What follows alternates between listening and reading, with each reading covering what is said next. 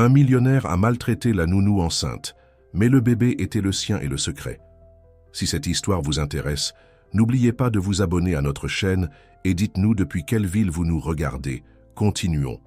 La pluie tombait impitoyablement sur Paris ce matin gris, transformant les rues du 16e arrondissement en petits ruisseaux. Sophie ajusta sa valise usée contre son corps, essayant de la protéger de l'eau qui ruisselait sans pitié. Ses pas hésitants la menèrent jusqu'à l'imposant portail en fer de la demeure des Deschamps, une construction qui ressemblait davantage à un château médiéval perdu parmi les immeubles modernes de la métropole. L'interphone sonna 3 fois avant qu'une voix rauque ne réponde. « Oui ?» Sophie déglutit, sentant son estomac se retourner. Elle ne savait pas si c'était à cause de l'anxiété ou de la grossesse qu'elle gardait encore secrète. « Je suis Sophie Moreau, la nouvelle nounou. » Il y eut un moment de silence avant que le portail ne s'ouvre avec un grincement métallique.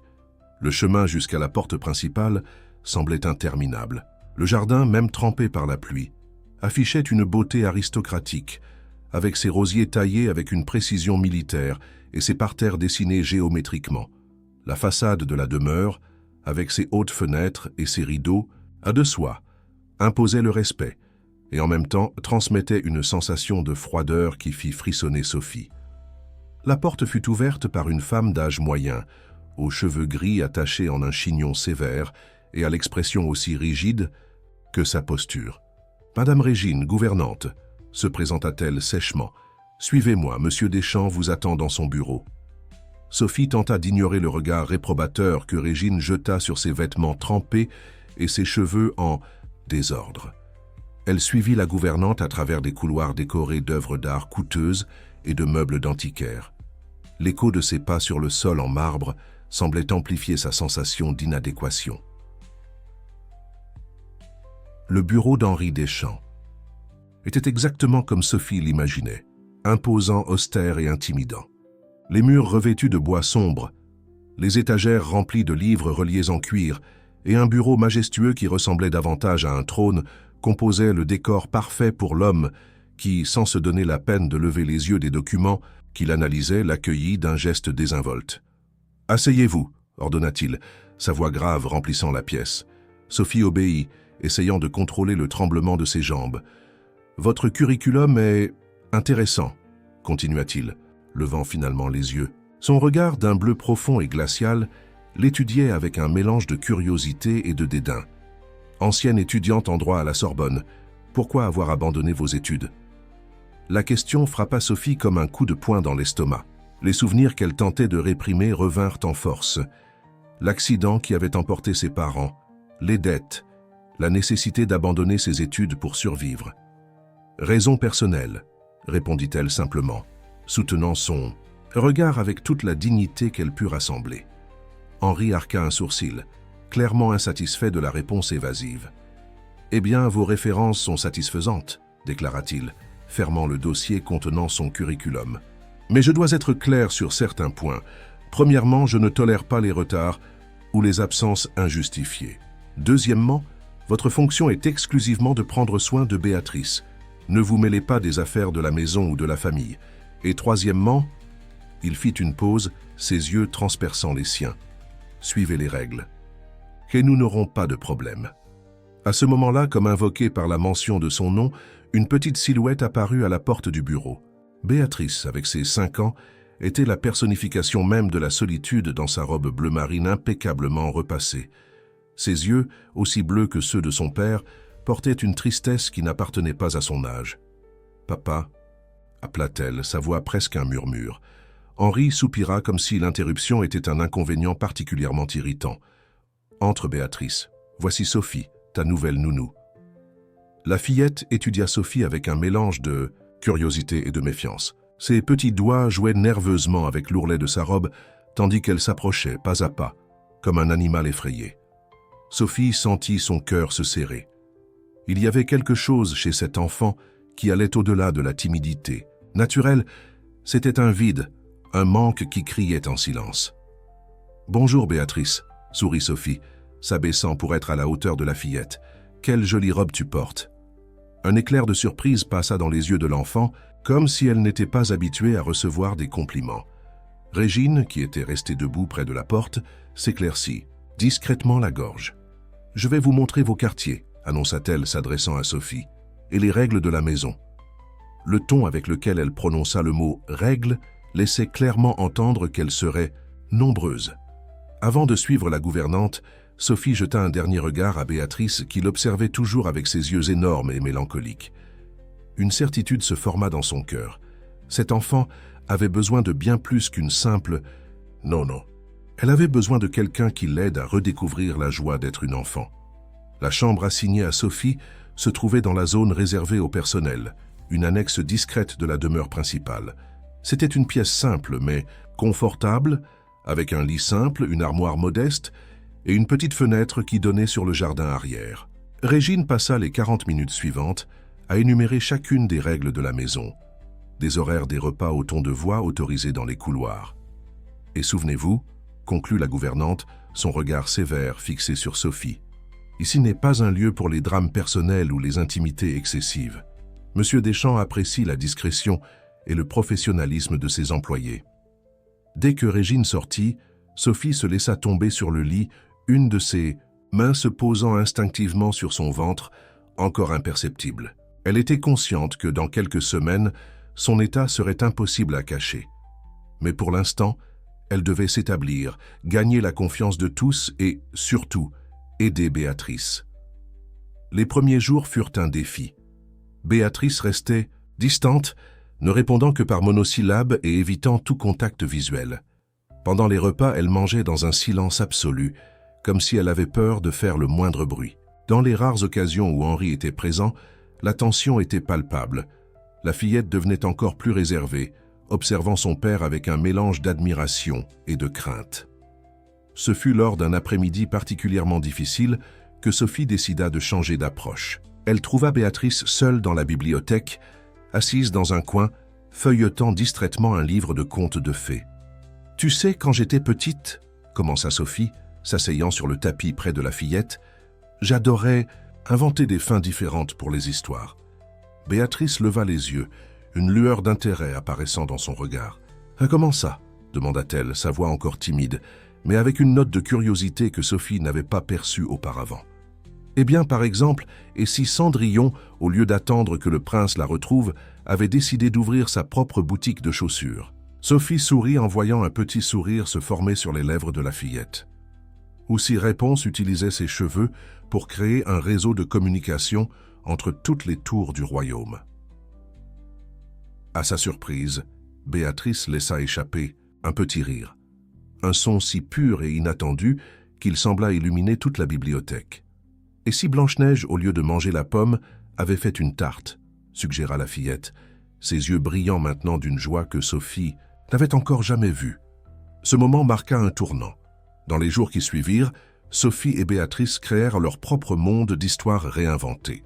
La bibliothèque devint leur refuge, où les princesses devenaient des scientifiques. Les dragons ouvraient des écoles de cuisine et les fées marraines étudiaient le droit. Cette dernière inspirée par Sophie elle-même, qui commençait peu à peu à partager des fragments de sa vie avec la fillette. Régine observait ce rapprochement avec une méfiance croissante, ses yeux étroits suivant chaque interaction entre la nounou et l'enfant. La gouvernante semblait particulièrement gênée par les rires qui résonnaient maintenant dans les couloirs de la demeure, un son qui n'avait pas été entendu dans cette maison depuis longtemps. Henri, quant à lui, commença à remarquer les changements chez sa fille. Durant un dîner, il fut surpris lorsque Béatrice, normalement si silencieuse, se mit à raconter avec animation une histoire qu'elle avait créée avec Sophie. Son premier réflexe fut de réprimander la fillette pour avoir parlé à table, mais quelque chose dans l'éclat des yeux de sa fille le fit hésiter. « Et puis papa » continua Béatrice, sa voix devenant plus basse face au silence de son père.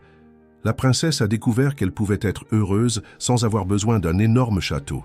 Parfois, un petit jardin avec des gens qu'on aime, c'est mieux, n'est-ce pas? La question innocente atteignit Henri d'une manière à laquelle il ne s'attendait pas. Pendant un moment, ses yeux rencontrèrent ceux de Sophie, qui observait la scène depuis la porte de la salle à manger. Il y avait quelque chose dans son regard, un mélange de défi et de compréhension qui le déconcerta. Cette nuit-là, seule dans sa chambre, Sophie sentit le bébé bouger pour la première fois. Une larme silencieuse coula sur son visage, tandis qu'elle caressait son ventre qui commençait à devenir plus visible. Bientôt, elle ne pourrait plus cacher sa condition. La peur de l'avenir était toujours présente, mais il y avait maintenant aussi de l'espoir. Un espoir qui avait le sourire de Béatrice, et, bien qu'elle tente de le nier, portait également le regard troublé d'Henri ce soir-là à table. Lys. Jours dans la demeure des Champs suivaient à leur propre rythme, marqués par une routine que Sophie commençait à maîtriser. Les matinées étaient consacrées aux études de Béatrice, qui, sous sa direction, montrait un intérêt croissant pour l'apprentissage. Les après-midi étaient remplis d'histoires, de jeux éducatifs et, quand le temps le permettait, de promenades dans l'immense jardin de la propriété.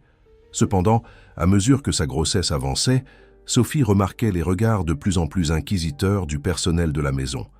Régine, en particulier, semblait avoir développé un intérêt spécial pour observer chacun de ses mouvements. La gouvernante avait l'habitude irritante d'apparaître aux moments les plus inattendus, comme une ombre silencieuse portant secret et soupçon. Par un après-midi particulièrement tendu, alors que Sophie aidait Béatrice avec ses exercices de mathématiques dans la bibliothèque, Régine entra sans prévenir, portant un plateau avec du thé. « Monsieur Deschamps a demandé que vous vous présentiez à son bureau après le dîner », annonça-t-elle. Avec un sourire qui n'atteignait pas ses yeux, il semble qu'il y ait des sujets importants à discuter. Le ton utilisé par la gouvernante fit retourner l'estomac de Sophie. Quelqu'un avait-il découvert sa grossesse, ou pire, s'avait-il cette nuit sur la côte? Les souvenirs de ce moment qu'elle s'efforçait tant de garder enfermés au fond de son esprit refirent surface comme des vagues agitées. Sophie, et la voix de Béatrice la ramena au présent. Ce problème est difficile. La fillette pointait une équation dans son cahier, ses yeux bleus, si semblables à ceux de son père, brillants de curiosité. Sophie força un sourire, essayant d'éloigner l'anxiété qui la consumait. Les heures jusqu'au dîner s'écoulèrent comme une éternité. Quand arriva enfin le moment de se diriger vers le bureau d'Henri, Sophie sentait son cœur battre si fort qu'elle était sûre qu'on pouvait l'entendre à travers les épais murs de la demeure. Le bureau était différent du jour de son arrivée. Les rideaux étaient ouverts, révélant le jardin nocturne à travers les fenêtres françaises. Henri était debout, observant la nuit, un verre de whisky à la main. En entendant la porte se fermer, il se retourna lentement. « Asseyez-vous. » Sophie. Sa voix était étrangement douce, presque hésitante. Elle obéit, choisissant l'un des fauteuils en cuir près de la cheminée éteinte. « Béatrice a montré une évolution remarquable depuis votre arrivée. » Continua-t-il, marchant vers son bureau. « Je ne l'ai jamais vue aussi vivante. » Sophie ressentit un mélange de fierté et d'appréhension. « C'est une enfant brillante, » répondit-elle avec prudence. Elle avait juste besoin que quelqu'un croie en elle. Henri l'observa longuement, ses yeux bleus pénétrant comme s'il essayait de résoudre une énigme particulièrement complexe.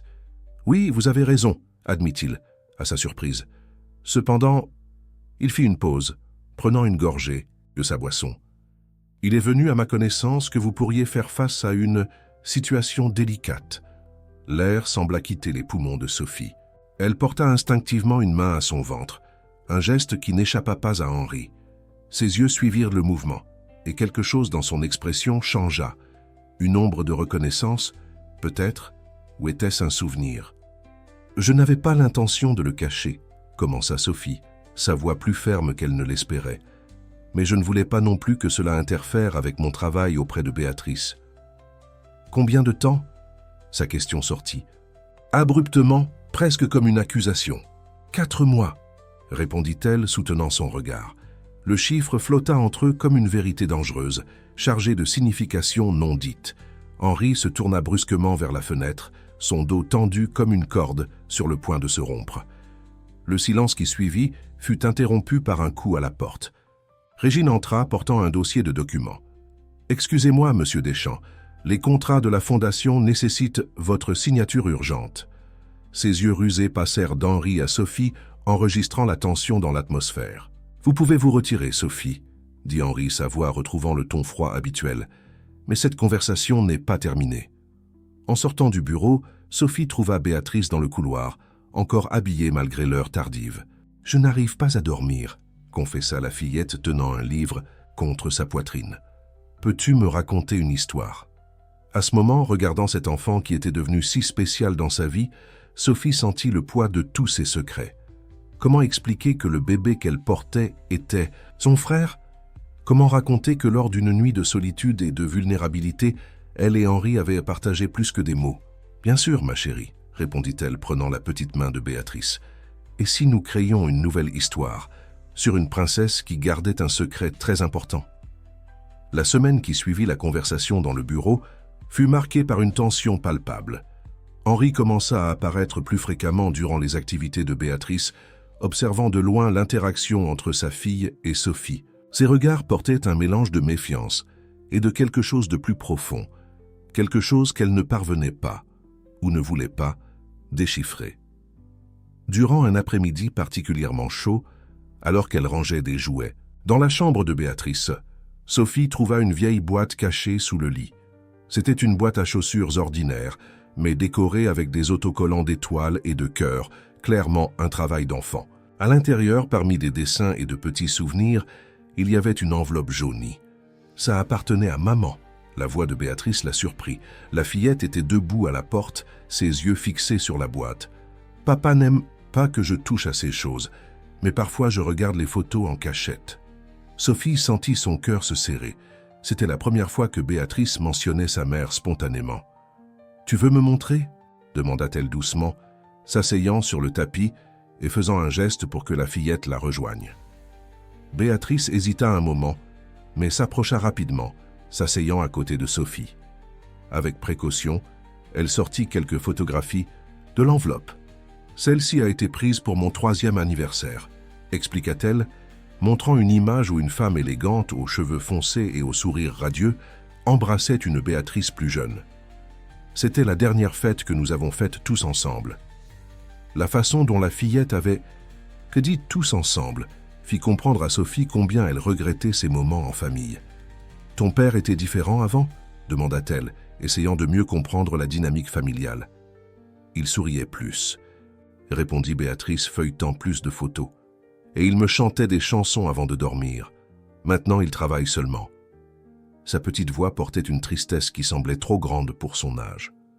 Soudain, une photo en particulier attira l'attention de Sophie. C'était une image de la famille devant une maison de plage, la même maison où des mois auparavant, elle avait accompagné Henri et Béatrice lors d'un voyage d'affaires, la même maison où... Je croyais avoir été clair que ces choses devaient rester rangées. La voix tranchante d'Henri les fit sursauter. Il était debout à la porte, son expression un masque d'irritation mal contenu. Béatrice commença rapidement à ranger les photos, ses petites mains tremblant légèrement. « Pardon, papa », murmura-t-elle, baissant les yeux. « C'était ma faute », intervint Sophie, se levant. « J'ai trouvé la boîte en rangeant la chambre et vous avez décidé de vous mêler d'affaires qui ne vous concernent pas ?» compléta-t-il, sa voix chargée d'une froideur qui fit frissonner Sophie. « Béatrice, laisse-nous seuls un moment. » Dès que la fillette fut sortie, Henri ferma la porte et s'approcha. « Vous testez ma patience, Sophie, » dit-il, prenant la boîte de photos avec une douceur qui contrastait avec son expression dure. « D'abord vous cachez votre grossesse, maintenant ça... »« Je ne teste rien du tout, » répondit-elle, gardant la voix ferme malgré sa nervosité. « J'essaie simplement d'aider votre fille à gérer ses souvenirs, ses sentiments. »« Sentiments ?» Il rit sans humour. « Et depuis quand êtes-vous experte en sentiments ? Une étudiante en droit qui a tout abandonné, qui apparaît enceinte cherchant un emploi, Qui a passé la nuit avec vous dans cette maison de plage ?» Les mots sortirent, avant que Sophie ne puisse les retenir. Le silence qui suivit fut assourdissant. Henri la dévisagea, son visage un mélange de choc et de quelque chose qui pourrait être de la peur. « N'osez pas », chuchota-t-il, faisant un pas dans sa direction.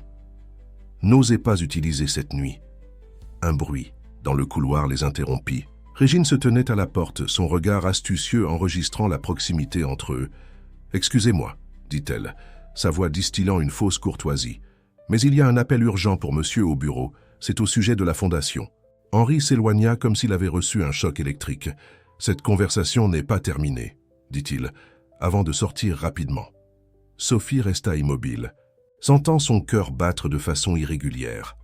Pour la première fois depuis qu'elle avait découvert sa grossesse, elle avait presque révélé la vérité. La mention de cette nuit avait ramené des souvenirs qu'elle essayait désespérément d'oublier, le son des vagues, la chaleur des mots échangés, la vulnérabilité momentanée d'un homme toujours si contrôlé. Régine était toujours à la porte, ses yeux fixés sur Sophie avec une intensité troublante. « Vous savez, ma chère, » dit la gouvernante, sa voix basse et menaçante, « certaines histoires sont mieux maintenues enterrées, surtout quand elles impliquent des secrets de famille. » Cette nuit-là, en se préparant pour dormir, Sophie trouva une enveloppe sous sa porte. À l'intérieur, il y avait seulement une coupure de journal ancienne avec un titre partiellement effacé sur la fondation des champs et une note manuscrite « Attention à ce que vous cherchez. Tous les secrets ne sont pas les vôtres à révéler. » Dans les jours qui suivirent, Sophie commença à remarquer de petits changements perturbants dans sa routine. Ses affaires semblaient toujours être légèrement déplacées lorsqu'elle retournait dans sa chambre. Le journal où elle gardait ses souvenirs les plus intimes, y compris les détails de cette nuit dans la maison de plage, disparut mystérieusement, pour réapparaître 2 jours plus tard dans son tiroir à chaussettes avec quelques pages froissées. La sensation d'être observée l'accompagnait constamment. Les couloirs de la demeure, auparavant simplement imposants, semblaient maintenant cachés des yeux invisibles qui suivaient chacun de ses mouvements. Régine circulait dans la maison comme une ombre vigilante, apparaissant toujours aux moments les plus inattendus, son sourire froid masquant quelque chose que Sophie ne parvenait pas à déchiffrer. Un matin particulièrement tendu, alors qu'elle aidait Béatrice avec ses leçons dans la bibliothèque, Sophie remarqua un mouvement suspect par la fenêtre. Un homme en costume sombre conversait avec Régine dans le jardin, gesticulant de manière agitée.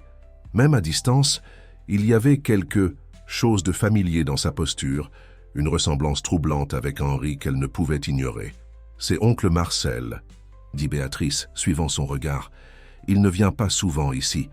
Papa dit qu'il est très occupé avec la fondation. » La fillette hésita un moment, avant de continuer, sa voix baissant pour un murmure. « Une fois, je les ai entendus se disputer dans le bureau. Oncle Marcel était très en colère à cause de papiers que papa ne voulait pas signer. » Avant que Sophie ne puisse traiter cette information, la porte de la bibliothèque s'ouvrit brusquement. Régine entra, suivie par l'homme qu'elles observaient quelques instants plus tôt. De près, la ressemblance avec Henri était encore plus évidente, les mêmes yeux bleus, bien que dépourvus de l'intensité qui caractérisait le regard du frère aîné. « Alors c'est la fameuse nounou, » dit Marcel, son sourire n'atteignant pas ses yeux. « Mon frère a mentionné que vous faisiez un travail intéressant avec ma nièce. » La façon dont il accentua le mot « intéressant » mit Sophie mal à l'aise. « Béatrice, ma chérie, » intervint Régine, « c'est l'heure de ton goûter, viens avec moi. » La gouvernante emmena pratiquement la fillette hors de la bibliothèque, fermant la porte derrière elle avec un clic doux, mais définitif. Marcel marcha jusqu'à l'une des étagères, feignant d'examiner les livres. « Vous savez, mademoiselle, Sophie, je me suis toujours considéré comme un homme observateur, et dernièrement j'ai observé beaucoup de choses intéressantes dans cette maison. » Il se tourna pour la regarder. Par exemple, comment une ancienne étudiante en droit enceinte et sans référence solide a pu gagner si rapidement la confiance de mon frère. Sophie sentit son cœur s'accélérer, mais garda son sang-froid. Travail acharné et dévouement envers Béatrice. Il n'y a pas de mystère là-dedans. Non, il rit, un son froid qui résonna dans la bibliothèque. Et ce voyage sur la côte il y a quelques mois, pas de mystère non plus. Ses yeux brillèrent de malice, en voyant la couleur quitter le visage de Sophie. « Oh oui, je suis au courant, tout comme je sais beaucoup d'autres choses qui se passent dans cette maison. » Il s'approcha, sa présence une menace silencieuse. « Laissez-moi être clair, il y a des affaires délicates en jeu ici, des affaires qui vont bien. Au-delà d'une simple nounou et de ça, condition intéressante.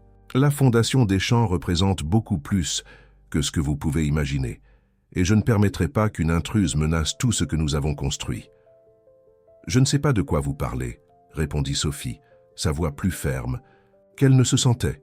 « Non. » Marcel prit un livre de l'étagère, le feuilletant distraitement.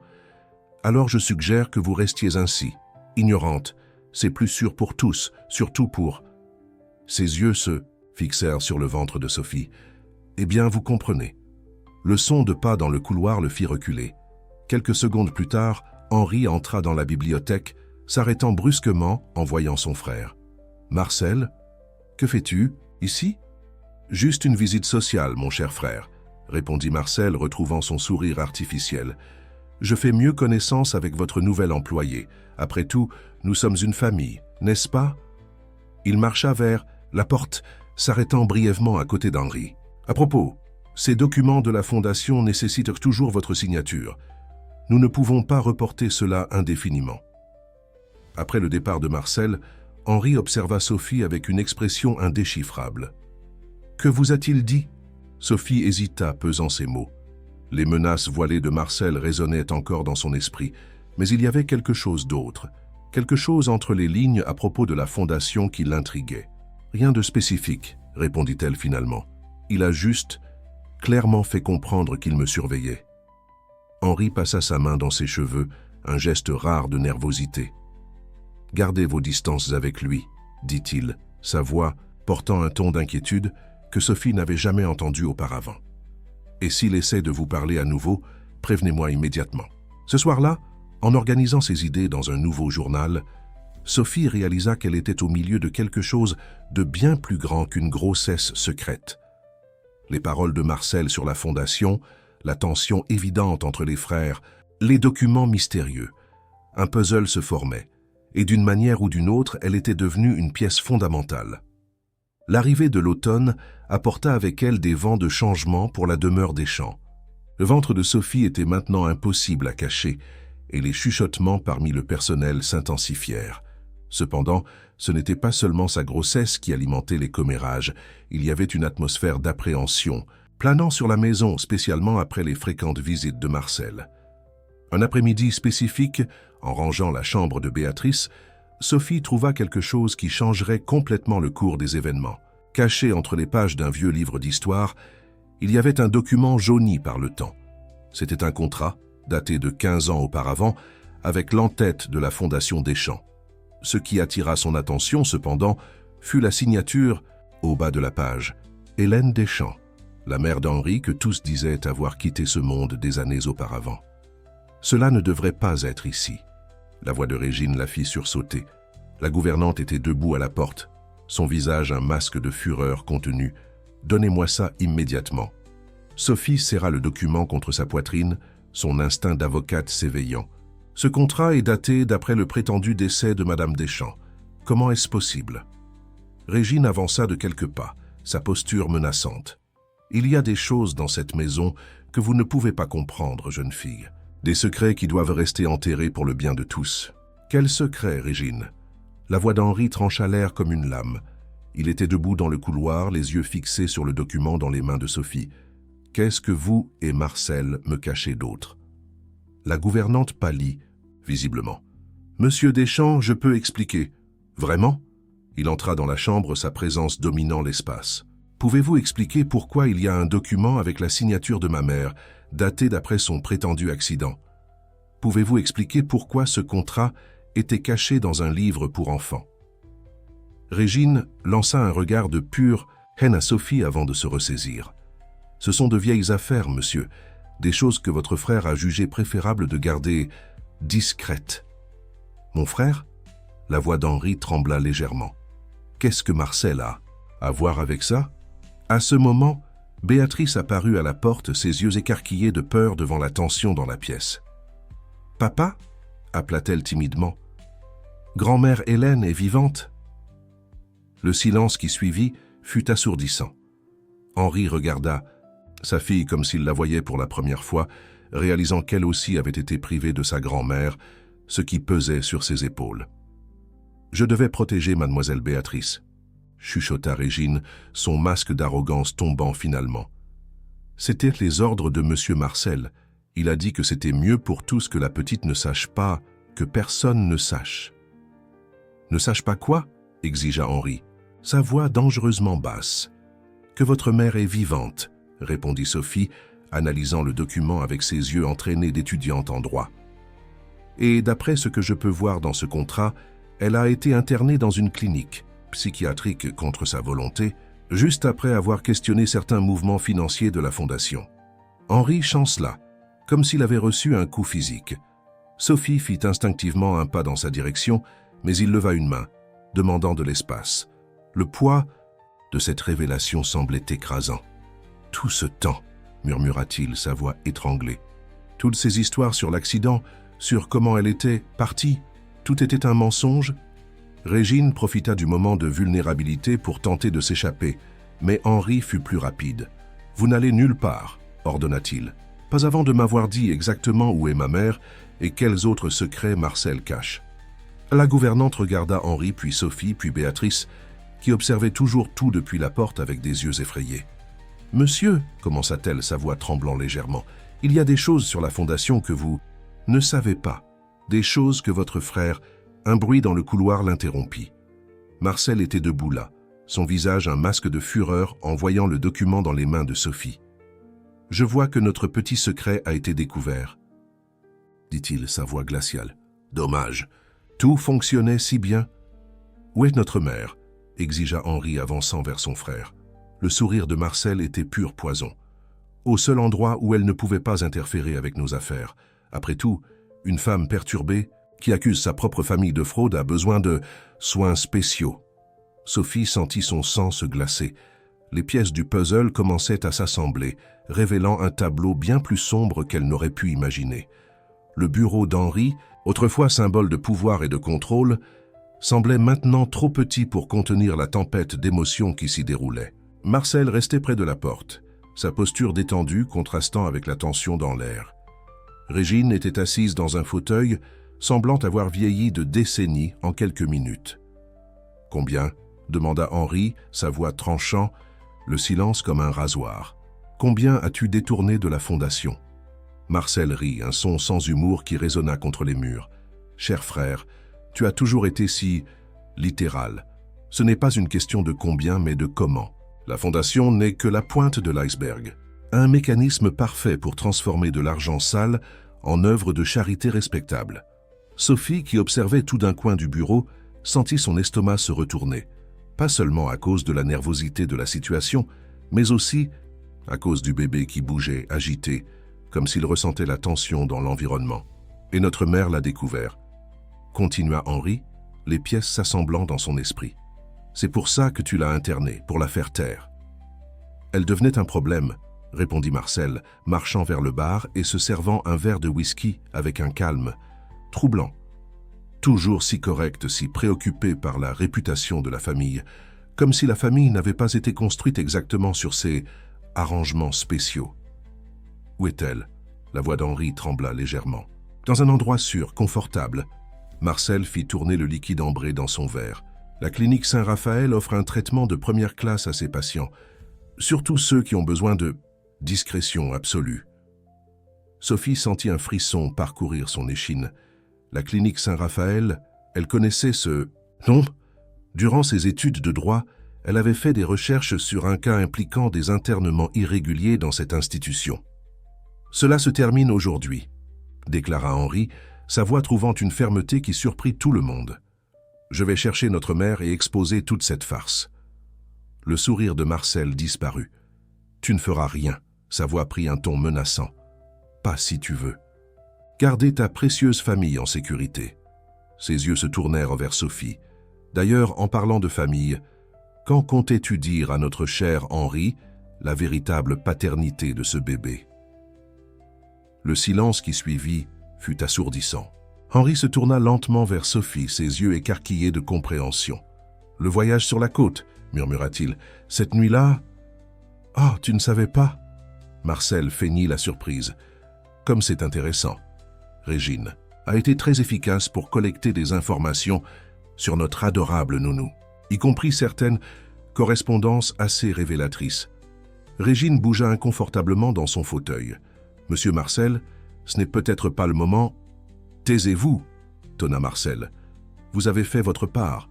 Maintenant, c'est l'heure de mettre carte sur table. » Il se tourna vers Henri. « Alors, mon frère, que vas-tu faire? Risquer de tout perdre? Ta réputation, ton entreprise, ta nouvelle famille en formation, juste pour défendre une femme qui a choisi de nous abandonner il y a des années? Elle n'a abandonné personne. » La voix de Sophie trancha l'air, surprenant tout le monde. « Elle a essayé de protéger l'entreprise, le véritable héritage de la famille, et vous l'avez puni pour cela. Attention, ma chère, avertit Marcel, son ton faussement doux. Les femmes enceintes doivent éviter les émotions fortes. On ne sait jamais ce qui peut arriver. Assez! La voix d'Henri explosa. En 2 pas, il traversa la pièce et saisit Marcel par le revers de sa veste. Si tu menaces Sophie ou mon enfant encore une fois... Un bruit à la porte les interrompit.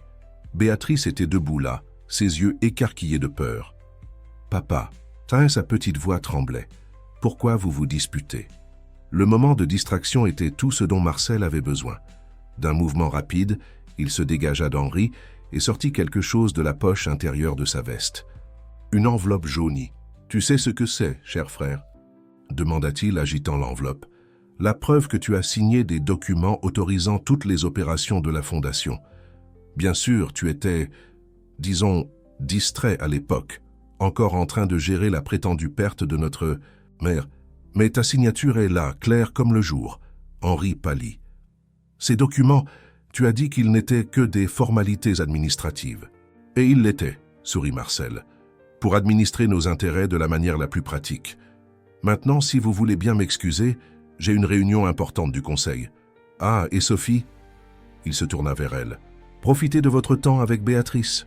On ne sait jamais combien il peut durer. » Sur ces mots, il sortit du bureau, laissant derrière lui un silence lourd comme du plomb. Régine le suivit rapidement, ses pas pressés résonnant dans le couloir. Henri s'effondra dans son fauteuil, semblant avoir vieilli de plusieurs années en quelques minutes. Sophie s'approcha avec hésitation, une main protectrice sur son ventre. Béatrice courut vers son père, l'étreignant fermement. Le reste de cette nuit s'écoula dans un flou d'émotions intenses et de décisions difficiles. Après que Béatrice se fut finalement endormie, bercée par une histoire improvisée par Sophie sur des princesses courageuses qui sauvaient leur famille, Henri et Sophie se retrouvèrent dans la bibliothèque, le seul endroit de la maison où ils pouvaient parler sans craindre des oreilles dans les murs. « Pourquoi ne m'as-tu pas dit ?» demanda-t-il, sa voix plus fatiguée qu'accusatrice. « À propos du bébé, c'est qu'il est mon fils. » Sophie respira profondément, organisant ses pensées. Au début, c'était la peur, puis l'orgueil, et ensuite, elle fit une pause, caressant son ventre. « J'ai réalisé qu'il y avait quelque chose de plus grand en jeu, quelque chose qui allait au-delà de nous deux. » Henri l'observa longuement, ses yeux bleus adoucis pour la première fois depuis qu'ils s'étaient rencontrés. « Cette nuit dans la maison de plage, commença-t-il, sa voix basse, ce n'était pas juste un moment de faiblesse, n'est-ce pas? »« Non, répondit Sophie doucement, c'était le moment où j'ai vu l'homme derrière le masque, le père qui chantait pour endormir sa fille, qui gardait de vieilles photographies dans une boîte de souvenirs. Un silence contemplatif s'établit entre eux, brisé seulement par le tic-tac de la vieille horloge au mur. Dehors, la nuit parisienne pulsait avec son énergie caractéristique, ignorante du drame qui se déroulait à l'intérieur de la demeure. « Nous devons agir vite, » dit finalement Henri, se levant et marchant vers la fenêtre. « Marcel ne s'arrêtera pas tant qu'il aura du pouvoir sur la fondation et... » Sa voix faiblit légèrement, « sur notre mère, la clinique Saint-Raphaël. » Sophie s'ajusta dans son fauteuil, son instinct d'investigation s'éveillant. « Pendant mes études de droit, nous avons étudié un cas d'internement irrégulier là-bas. Il y a un modèle de patients maintenus contre leur volonté, toujours avec une documentation apparemment parfaite. » Henri se tourna vers elle, une nouvelle énergie dans ses mouvements. « Tu as encore accès à ces informations. »« Mieux que ça, » répondit Sophie, un petit sourire se formant sur ses lèvres. « J'ai le contact de la procureure qui a enquêté sur l'affaire, Maître Camille Verdier. Elle n'a jamais pu obtenir suffisamment de preuves pour démanteler le système, mais je suis sûr qu'elle serait ravie de rouvrir l'enquête. »« Nous ne pouvons pas impliquer les autorités tout de suite, » réfléchit Henri. « Pas tant que Marcel détient ces documents avec ma signature, et pas tant qu'il peut blesser les personnes que j'aime. » Cette dernière partie fut dite presque dans un murmure, ses yeux rencontrant ceux de Sophie avec une intensité qui fit accélérer son cœur. C'était la première fois qu'il admettait, même indirectement, ses sentiments. « Alors nous avons besoin d'un plan, » dit-elle, se levant avec précaution. « Quelque chose qui nous permette de récupérer ta mère et d'exposer les fraudes de la Fondation sans mettre personne en danger. » À ce moment, un bruit léger attira leur attention. Béatrice était debout à la porte de la bibliothèque, serrant un vieux livre contre elle. « Je n'arrive pas à dormir, dit-elle, ses yeux encore rouges d'avoir tant pleuré. Je pense à grand-mère. Si elle a peur comme moi quand je n'avais personne pour me raconter des histoires avant de dormir. » Henri traversa la pièce à grandes enjambées et prit sa fille dans ses bras, quelque chose qu'il n'avait pas fait depuis des années. « Nous allons la retrouver, princesse, » promit-il, sa voix étranglée. « Et cette fois, nous serons une vraie famille. » Sophie s'approcha d'eux, et Béatrice tendit la main pour prendre la sienne. Là, dans ce moment de connexion silencieuse, quelque chose changea définitivement. Ils n'étaient plus simplement un employeur et une employée, ou deux adultes liés par une nuit de solitude. Ils étaient 3 personnes, bientôt 4, unis par quelque chose de bien plus fort que les conventions sociales ou les menaces de Marcel. « Le livre ?» dit soudainement Béatrice, pointant le volume qu'elle tenait toujours. « Il y a plus de papier dedans. Je les ai trouvés quand je cherchais une histoire à lire. » Avec précaution, Henri prit le livre et l'ouvrit. Entre ces pages jaunies, il y avait plus de documents, des reçus, des notes et, plus important, un journal. L'élégante calligraphie d'Hélène Deschamps remplissait les pages de révélations qui pourraient tout changer. « Elle savait », murmura Henri, ses yeux parcourant rapidement les mots. « Maman a découvert tout sur les détournements de la Fondation, et elle a laissé des preuves pour que nous les trouvions. » Le bébé choisit ce moment pour donner un coup particulièrement fort, faisant sourire Sophie malgré la tension du moment. Elle prit la main d'Henri et la plaça sur son ventre, lui permettant de sentir les mouvements de son fils pour la première fois. « Nous allons ramener ta grand-mère, » dit Sophie, à Béatrice qui observait fascinée l'interaction. « Et quand ton petit frère naîtra, notre famille sera complète. » Ce qu'il ne savait pas, c'est qu'à ce moment précis, Régine observait la scène depuis la porte, son expression partagée entre culpabilité et détermination. Dans ses mains, un téléphone portable montrait un message fraîchement envoyé à Marcel. Ils ont trouvé le journal. Le message de Régine à Marcel déclencha une série d'événements qui transformeraient les heures suivantes en cauchemar. Avant même que le soleil ne se lève, la demeure des Champs fut envahie par une équipe d'auditeurs, des hommes en costumes sombres, aux expressions sévères, tous clairement au service de Marcel. « C'est une procédure standard », expliqua l'un d'eux, présentant des documents officiels de la Fondation qui autorisaient une vérification complète de tous les fichiers et biens de la maison. « Nous devons nous assurer qu'aucun document confidentiel n'est incorrectement conservé. » Sophie observait depuis la porte de sa chambre, tandis que les hommes fouillaient méthodiquement chaque pièce. Son cœur battait rapidement. Le journal d'Hélène Deschamps était caché dans un endroit que seuls elle, Henri et Béatrice connaissaient. La nuit précédente, après la découverte, ils avaient décidé de le garder à l'intérieur de l'ancienne maison de poupées, dans la chambre de la fillette. Un cadeau que Marcel n'avait jamais vu car il considérait les frivolités sentimentales comme une perte de temps. Henri maintenait un calme apparent, supervisant la recherche avec une expression neutre qui ne révélait rien. Mais Sophie pouvait voir la tension dans ses épaules, la façon dont ses doigts tapotaient discrètement contre sa jambe, un tic nerveux qu'elle avait remarqué durant cette nuit dans la maison de plage. « Monsieur Deschamps » appela Régine, s'approchant d'un pas hésitant. « Votre frère demande votre présence immédiate au bureau de la Fondation.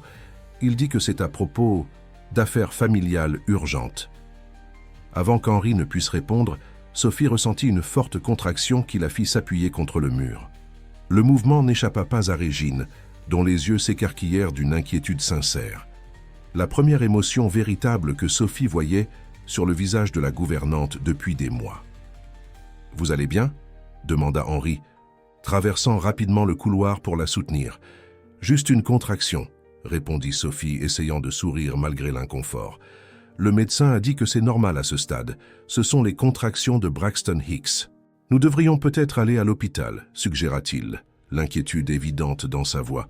« Non », la réponse sortit plus forte qu'elle ne l'avait voulu. « Nous ne pouvons pas partir maintenant, pas tant que… » Elle baissa la voix. « Pas tant que le journal est ici. » Régine s'éclaircit discrètement la gorge. « Si vous me permettez… » commença-t-elle, surprenant tout le monde par son ton conspiratoire. « Je pourrais peut-être être utile.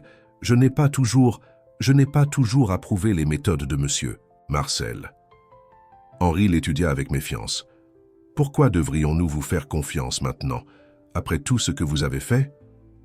La gouvernante redressa les épaules, comme si elle prenait une décision difficile. « Parce que j'étais là, » répondit-elle, sa voix tremblant légèrement. « Le jour où votre mère a été emmenée, j'ai vu la peur dans ses yeux. J'ai entendu ses supplications et je me suis tue.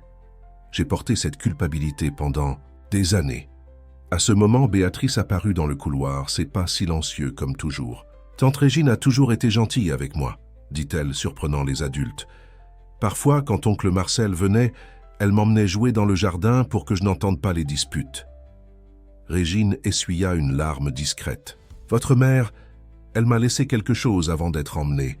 Quelque chose que je devais vous remettre, Henri, quand ce serait sûr. » Elle sortit une petite clé USB de la poche de son tablier.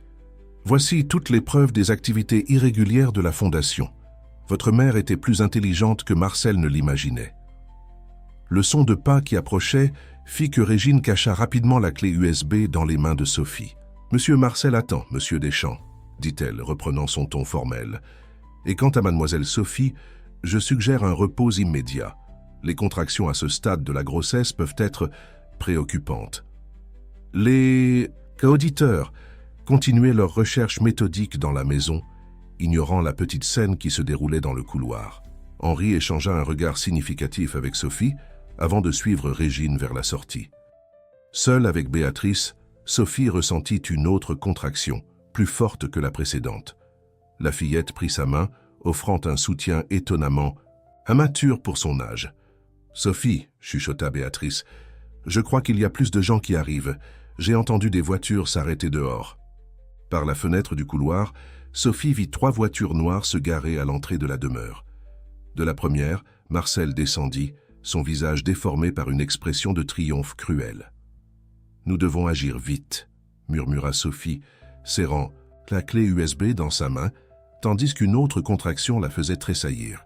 « Ton père aura besoin de notre aide. » Le bureau de la Fondation Deschamps occupait 3 étages d'un immeuble aux façades de verre au cœur financier de Paris. Henri connaissait chaque recoin de cet endroit, chaque couloir, chaque salle de réunion où des décisions importantes avaient été prises au fil des ans. Mais à ce moment, observant son reflet déformé dans les murs de verre de l'ascenseur, il se sentait comme un étranger. Marcel l'attendait dans la salle de la présidence, une coupe de champagne à la main, comme s'il célébrait quelque chose. « Ça, mon cher frère !» s'exclama-t-il avec une jovialité feinte. « Quelle bonne chose que tu aies pu venir. Nous avons tant à discuter sur l'avenir de la famille. »« Où est notre mère, Marcel ?» demanda Henri directement, ignorant la coupe que son frère lui offrait. « Toujours si impatient, » soupira Marcel s'asseyant dans son fauteuil en cuir. « Mais puisque tu insistes, elle va bien. Le traitement à la clinique Saint-Raphaël a fait des merveilles pour sa condition. » « Quelle condition ?» La voix d'Henri était dangereusement contrôlée. « La condition d'en savoir trop sur tes combines ?» Marcel rit, un son froid qui résonna dans la pièce. « Combine » Quel mot fort. Je préfère parler de gestion créative des ressources. Quelque chose que notre mère, avec sa vision démodée de l'éthique, n'a jamais pu comprendre. Tandis que les frères s'affrontaient, Sophie et Béatrice étaient arrivées à l'immeuble de la Fondation, grâce à l'aide inattendue de Régine. La gouvernante ne les avait pas seulement amenés dans sa propre voiture, mais avait également fourni des badges de visiteurs en utilisant ses années de contact dans l'institution. « Les contractions sont plus fréquentes », chuchota Régine, aidant Sophie à s'asseoir sur l'un des canapés du hall. « Vous êtes sûre de ne pas vouloir aller à l'hôpital ?»« Pas avant d'avoir résolu cela », répondit Sophie, sa détermination plus forte que la douleur. Elle tenait la clé USB comme un talisman, sachant que son contenu pourrait tout changer. Béatrice, assise à côté de Sophie, serrait dans ses petites mains le journal de sa grand-mère, caché dans son sac d'école. « Regarde !» s'exclama-t-elle soudainement, pointant vers les ascenseurs. Une femme élégante, aux cheveux gris et au maintien altier, venait d'entrer dans le hall, accompagnée d'une jeune infirmière. Malgré les années d'enfermement, Hélène Deschamps conservait une dignité impressionnante. « Comment ?» commença Sophie, regardant Régine d'un air interrogateur. « Disons que certains employés de la clinique ont une dette de gratitude envers moi, » répondit la gouvernante avec un petit sourire. « Et tous ne sont pas d'accord avec les méthodes du docteur Marcel. Dans le bureau de la présidence, la discussion entre les frères avait escaladé. « Tu ne comprends pas, n'est-ce pas ?» vociféra Marcel, son masque de civilité tombant, finalement. « Tout cet empire que tu administres si fièrement a été construit avec l'argent que j'ai fait circuler.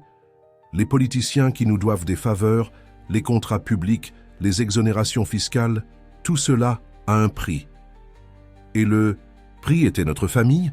riposta Henri. « C'était enfermer notre mère et manipuler des documents ?» « Le prix était de faire ce qui était nécessaire. » Marcel frappa du poing sur la table. « Quelqu'un devait se salir les mains pendant que tu jouais l'exécutif respectable. Mais maintenant... » Il sourit de façon prédatrice. « C'est l'heure d'un changement de direction. » La porte de la salle s'ouvrit brusquement, interrompant la discussion. Hélène Deschamps entra, ses yeux bleus, les mêmes qu'elle avait transmis à ses fils, brillant d'un mélange de tristesse et de détermination. « Maman ?» La voix d'Henri faiblit, ses jambes fléchissant.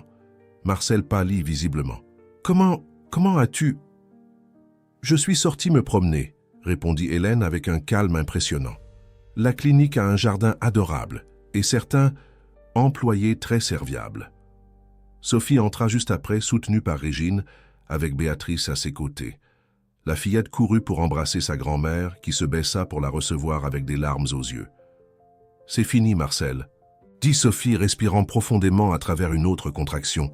« La clé USB que ta mère a laissée à Régine, elle contient tout, chaque transfert, chaque contrat frauduleux, chaque document falsifié. » « Et il y a plus, » compléta Hélène, toujours enlacée avec sa petite fille. « J'ai une histoire intéressante à raconter aux membres du conseil sur la façon dont mon fils cadet a tenté de m'empêcher de révéler ses activités illicites. » Marcel regarda autour de lui, comme un animal acculé. Son regard passa de la clé USB dans les mains de Sophie au journal que Béatrice tenait, puis à sa mère, qu'il observait avec un mélange de pitié et de déception. « Vous ne comprenez pas, » chuchota-t-il, ses mains tremblant. « J'ai fait tout cela pour la famille, pour maintenir notre pouvoir, notre influence. »« Non, » interrompit Hélène, sa voix ferme. « Tu l'as fait par ambition, par jalousie, parce que tu n'acceptais pas que ton frère ait été choisi pour diriger légitimement l'entreprise. » À ce moment, Sophie laissa échapper un gémissement, aigu, se pliant sous l'effet d'une contraction plus forte. Henri courut pour la soutenir, oubliant momentanément la confrontation familiale. « Le bébé », chuchota-t-elle, agrippant son bras. « Je crois que ce ne sont plus des contractions de Braxton Hicks. » Le chaos s'installa dans le bureau de la présidence, tandis qu'Henri soutenait Sophie, qui respirait péniblement à travers des contractions de plus en plus fréquentes. Marcel profita de la distraction pour tenter d'atteindre la porte.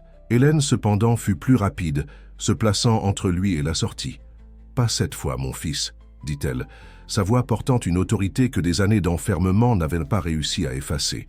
Assez de fuir les conséquences. Régine prit rapidement le contrôle de la situation. « Nous devons emmener mademoiselle Sophie à l'hôpital immédiatement, » déclara-t-elle, sortant déjà son téléphone. « Je vais appeler une ambulance. »« Non !» s'exclama Marcel, sa voix trahissant une panique croissante. « Personne ne va nulle part jusqu'à ce que nous réglions cela. » Il plongea la main dans la poche intérieure de sa veste, cherchant frénétiquement quelque chose. « Tu cherches ceci ?» demanda Béatrice, surprenant tout le monde en brandissant une enveloppe jaunie, la même que Marcel avait utilisée pour faire chanter Henri précédemment. « Je l'ai trouvée dans ton tiroir quand tu te disputais avec papa. » Henri regarda sa fille avec un mélange de fierté et d'inquiétude. « Béatrice, comment as-tu... »« Tante Régine m'a aidé, » répondit la fillette, lançant un regard complice à la gouvernante. « Elle a dit que parfois nous devons être courageux pour protéger ceux que nous aimons. » Une contraction particulièrement forte fit gémir Sophie, serrant la main d'Henri avec force. « Le bébé n'attendra pas, » chuchota-t-elle, la sueur coulant sur son visage. Hélène prit immédiatement les choses en main. « Henri emmène Sophie à l'hôpital. Régine, accompagnez-les. Je reste ici avec Béatrice et... » Elle jeta un regard sévère à Marcel. « Avec mon fils cadet, nous avons beaucoup à nous dire. Tu ne peux pas m'empêcher de sortir d'ici, » grogna Marcel, faisant un pas vers la porte. « Si, je le peux, » répondit Hélène calmement, prenant le téléphone sur le bureau. « Et sais-tu pourquoi ? Parce que pendant que tu me gardais en sécurité à la clinique, je me suis fait des amis intéressants. y compris un certain procureur qui s'intéresse beaucoup aux irrégularités administratives. Comme pour confirmer ses paroles, les portes de l'ascenseur dans le couloir s'ouvrirent, révélant un groupe de personnes en costume, cette fois de vrais auditeurs, accompagnés d'huissiers de justice. Sophie, entre deux contractions, réussit à esquisser un sourire. « Maître Camille Verdier », expliqua-t-elle, faisant référence à la procureure qui avait enquêté sur la clinique Saint-Raphaël des années auparavant. Elle s'est montrée très intéressée par le contenu de la clé USB. Le visage de Marcel prit une pâleur mortelle. Tout son empire de mensonges s'écroulait devant ses yeux. Des années de manipulation, de fraude et de menaces réduites à néant par une nounou enceinte, une enfant astucieuse et une mère qu'il croyait avoir réduite au silence. « Ça, s'il vous plaît », implora-t-il, son arrogance cédant finalement place au désespoir. « Nous pouvons régler cela en famille. Nous n'avons pas besoin d'impliquer. » « La famille ?» interrompit Henri, sa voix chargée d'émotion, tandis qu'il aidait Sophie à se lever. « Tu as perdu le droit de parler de famille au moment où tu as enfermé notre mère dans cette clinique. » Une nouvelle contraction traversa le corps de Sophie, cette fois accompagnée d'un liquide qui coulait le long de ses jambes. « La poche des os s'est rompue », annonça Régine, courant déjà vers l'ascenseur. « Tout ira bien, ma chérie », chuchota Hélène, embrassant le front de Sophie avant qu'Henri ne l'emmène hors de la pièce. « Je m'occuperai de tout ici. » Béatrice embrassa sa grand-mère, regardant son père et Sophie s'éloigner. « Grand-mère, dit-elle, sa voix petite mais décidée, maintenant tu pourras me raconter toutes les histoires que tu as manquées, n'est-ce pas ?» Hélène sourit, des larmes brillant dans ses yeux. « Toutes, mon amour. Et quelques nouvelles aussi. » Dans l'ascenseur, descendant rapidement vers le rez-de-chaussée, Sophie s'appuya sur Henri, respirant à travers une autre contraction. « Tu sais, dit-elle entre des respirations haletantes, ce n'est pas vraiment comme ça que j'imaginais te présenter à la famille du bébé. » Henri rit, un son étonnamment léger compte tenu de la situation. « Je pense que notre fils montre déjà qu'il sera aussi déterminé que sa mère, » répondit-il, embrassant son front en sueur. Régine, qui les accompagnait, s'autorisa un petit sourire. Des années de secret et de culpabilité commençaient à se dissiper, comme la brume sous le soleil du matin. Là-haut, elle le savait, Hélène Deschamps reprenait enfin sa place, pas seulement dans l'entreprise, mais surtout dans la vie de ses fils et petits-enfants. L'ambulance les attendait déjà à l'entrée du bâtiment, ses lumières clignotant contre les façades de verre. Tandis que les ambulanciers aidaient Sophie à monter dans le véhicule, elle eut un dernier aperçu de l'immeuble de la fondation Deschamps, l'endroit où tant de secrets avaient été gardés et où finalement la vérité avait éclaté. L'hôpital Saint-Louis était en pleine activité ce matin-là quand l'ambulance arriva avec Sophie. Les contractions venaient maintenant à intervalles réguliers de quelques minutes et sa respiration haletante résonnait dans les couloirs blancs et aseptisés. Henri ne quitta pas son côté un seul instant, même quand les infirmières tentèrent gentiment de l'écarter pour préparer Sophie pour l'accouchement. Il y avait une nouvelle détermination dans ses yeux bleus, l'homme froid et distant, qu'elle avait rencontré des mois auparavant, avait cédé la place à quelqu'un de complètement différent. « Respire avec moi », instruisait-il, se rappelant les cours de préparation à l'accouchement qu'il avait secrètement recherchés ces dernières semaines. « Tu te souviens de notre nuit à la plage, le son des vagues, le rythme de la mer. » Sophie sourit entre les contractions, reconnaissant sa tentative de la distraire avec des souvenirs désormais doux. « Qui aurait cru, haleta-t-elle, que cette nuit-là nous mènerait jusqu'ici ?» La salle d'accouchement fut rapidement préparée et bientôt le médecin annonça qu'il était temps. Régine attendait dans le couloir, alternant entre des messages avec Hélène sur les événements à la fondation et des appels pour tenir Béatrice informée. « Encore un peu », encourageait le médecin, sa voix calme et professionnelle. « Le bébé est presque. » Un cri fort et sain remplit la salle, interrompant toutes les conversations. « C'est un garçon », annonça le médecin, soulevant le petit être encore relié à sa mère par le cordon ombilical. Henri, qui jusqu'alors maintenait un calme surprenant, sentit ses jambes faiblir. Là était son fils, une petite vie qu'il avait aidé à créer même sans le savoir durant tous ces mois. « Regarde », chuchota Sophie, épuisée mais rayonnante quand on plaça le bébé sur sa poitrine. « Il a la marque », compléta Henri, touchant doucement la petite tache en forme de demi-lune sur la nuque du bébé, identique à celle qu'il portait lui-même, une marque de naissance caractéristique des hommes de la famille Deschamps. Dans le couloir, Régine ne put contenir ses larmes en transmettant la nouvelle par téléphone. De l'autre côté de la ligne, elle pouvait entendre les cris de joie de Béatrice et la voix émue d'Hélène. Les heures suivantes passèrent dans un flou d'émotions et de visites. Béatrice fut la première à arriver, amenée par Hélène, ses yeux écarquillés de fascination en voyant son petit frère pour la première fois.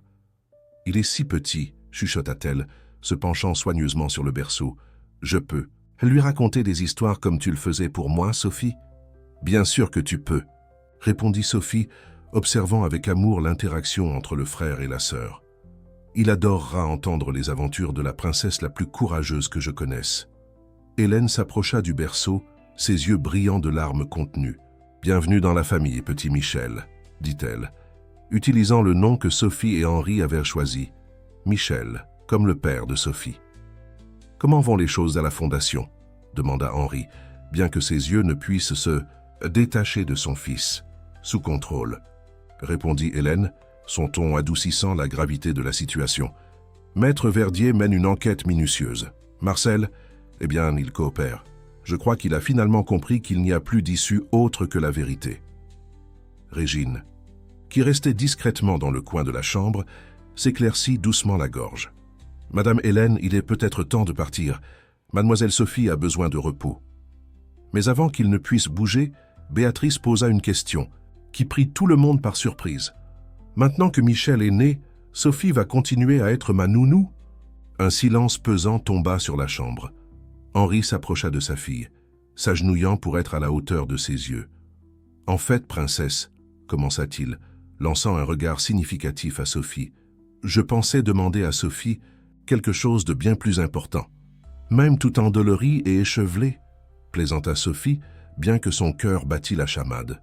« Surtout ainsi, » répondit-il prenant sa main, « parce que c'est ainsi, réel et vulnérable, que tu as changé nos vies. Pas seulement comme nounou, mais comme la femme extraordinaire qui a ramené l'amour dans notre famille. » Béatrice observait la scène avec des yeux écarquillés, tandis qu'Hélène et Régine échangèrent des sourires complices. « Alors, » continua Henri, « que dirais-tu de rendre cela officiel, d'être une vraie famille ?» Sophie regarda autour d'elle, vers Béatrice qui sautillait pratiquement d'impatience, vers Hélène qui irradiait une joie sereine, vers Régine qui essuyait discrètement une larme, et finalement vers Michel qui dormait paisiblement dans son berceau. En quelques mois, sa vie avait complètement changé, l'emmenant sur des chemins qu'elle n'aurait jamais imaginé parcourir. « Seulement si tu me promets une chose, » répondit-elle, serrant la main d'Henri. « Tout ce que tu veux. Que nous raconterons toujours des histoires avant de dormir. » Tous les soirs, sans exception. Le sourire d'Henri illumina tout son visage. « Ça, dit-il, c'est une promesse que j'ai l'intention de tenir pour le reste de nos vies. » Les jours qui suivirent la naissance de Michel apportèrent des changements significatifs pour tous les concernés. La demeure Deschamps, autrefois un lieu d'ombres et de secrets, commença à se transformer sous la lumière d'une nouvelle dynamique familiale. Hélène reprit sa place non seulement en tant que matriarche, mais comme une présence aimante qui remplissait les espaces vides avec des histoires du passé et des plans pour l'avenir. Par un après-midi particulièrement agréable, tandis que Michel dormait dans son berceau dans l'ancienne chambre de Béatrice, maintenant transformée en un espace accueillant pour les deux enfants, Hélène trouva Sophie dans la bibliothèque, organisant quelques livres pour enfants. « Tu sais, » commença la matriarche, s'asseyant dans son fauteuil préféré, « j'ai toujours su qu'Henri retrouverait son chemin vers le bonheur. Je n'imaginais simplement pas que ce serait grâce à une jeune femme aussi extraordinaire que toi. » Sophie rougit légèrement, ajustant un livre sur l'étagère. « Parfois, je me demande si tout cela est réel, » confessa-t-elle. « Il me semble que c'était hier que j'étais debout sous la pluie, devant le portail, sans savoir à quoi m'attendre. La vie est pleine de ces surprises, » sourit Hélène, ses yeux bleus, si semblables à ceux de son fils, brillants de sagesse. « Quand Marcel a commencé à me questionner sur les documents de la Fondation, je n'ai jamais imaginé que je finirais dans cette clinique. Mais maintenant, regardant en arrière, je vois que chaque moment nous a conduits jusqu'ici. » Le nom de Marcel apportait encore une ombre de tristesse sur le visage d'Hélène. Son fils cadet avait accepté un accord avec le parquet, s'engageant à collaborer avec les enquêtes en échange d'une peine alternative. La fondation subissait une restructuration complète, avec de nouveaux mécanismes de contrôle et de transparence. « Comment va-t-il » demanda Sophie doucement, s'asseyant près de sa belle-mère. « Repentant » répondit Hélène après un moment de réflexion, « pas seulement pour les crimes, mais surtout pour avoir permis à la jalousie et à l'ambition de détruire nos liens familiaux. Le processus de réconciliation sera long, mais... » Elle fit une pause, regardant par la fenêtre. « Il y a de l'espoir. » Le son de rire d'enfant interrompit la conversation. Béatrice entra en courant dans la bibliothèque, suivie par Henri qui portait Michel dans ses bras. Le bébé, maintenant âgé de 2 semaines, montrait déjà des traits marquants de la famille. En plus de la caractéristique marque en forme de demi-lune, il avait les mêmes yeux bleus pénétrants des Deschamps. « Regarde ce que j'ai. »« Fait » s'exclama Béatrice, montrant un dessin coloré. « C'est toute notre famille.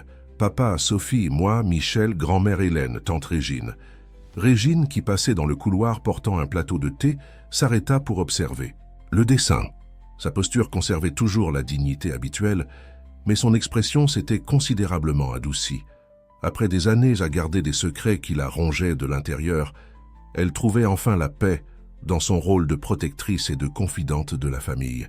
« C'est magnifique, ma chérie. » Et complimenta Hélène, étudiant le dessin avec attention. « Mais qui est cette figure ici dans le coin ?» Béatrice hésita un moment. « C'est oncle Marcel, » répondit-elle doucement. « Même s'il a fait des choses mauvaises, il fait toujours partie de la famille, n'est-ce pas ?» Le silence qui suivit fut rompu par le doux pleur de Michel. Henri le berça gentiment, échangeant un regard significatif avec Sophie. « Oui, princesse, » répondit-il finalement. « La famille reste la famille, même quand ils commettent des erreurs. L'important est d'apprendre d'elles et d'essayer de faire mieux. » Sophie s'approcha, prenant Michel des bras d'Henri pour l'allaiter. Le bébé se calma instantanément en trouvant le sein maternel, ses petits doigts agrippant le chemisier de sa mère avec force. « Sais-tu ce que j'ai découvert d'autre dans les anciens documents de la Fondation ?» commenta Hélène, changeant subtilement de sujet. « Des histoires incroyables sur la façon dont votre grand-père a tout commencé. Il avait le rêve d'utiliser les ressources de la famille pour vraiment faire la différence dans la vie des gens. » Les yeux de Béatrice brillèrent d'intérêt. « Raconte-nous, grand-mère, s'il te plaît. » Régine posa le plateau de thé sur une table proche et se prépara à sortir discrètement. Mais Hélène l'arrêta d'un geste. « Restez, Régine, vous faites aussi partie de cette histoire. » Tandis qu'Hélène commençait son récit, Henri s'assit à côté de Sophie, passant un bras protecteur autour de ses épaules. Le soleil de l'après-midi entrait par les hautes fenêtres de la bibliothèque, créant une ambiance presque magique, comme si le temps lui-même avait décidé de faire une pause pour apprécier ce moment de reconnexion familiale. « Il était une fois, » commença Hélène, sa voix envoûtante captivant l'attention de tous, un jeune idéaliste qui croyait que la vraie valeur d'une fortune ne résidait pas dans l'argent qu'on avait en banque, mais dans combien de vies on pouvait transformer.